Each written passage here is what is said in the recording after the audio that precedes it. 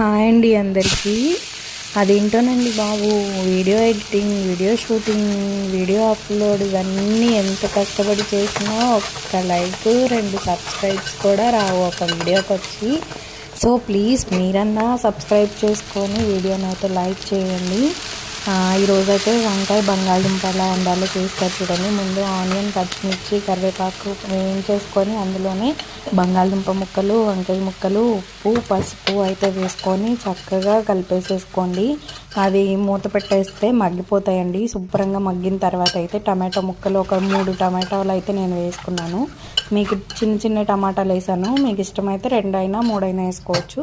చక్క టమాటా ముక్కలు కూడా వేసి దాన్ని కూడా మగ్గనివ్వండి. అవి చక్కగా మొత్తం మగ్గిపోయిన తర్వాత అయితే కారం వేయండి. ఈ కర్రీని అయితే పాతకాలంలో బాగా వండేవాళ్ళండి, చాలా బాగుంటుంది టేస్ట్. అయితే మీరు ఒకసారి ట్రై చేయండి. అదంతా కారం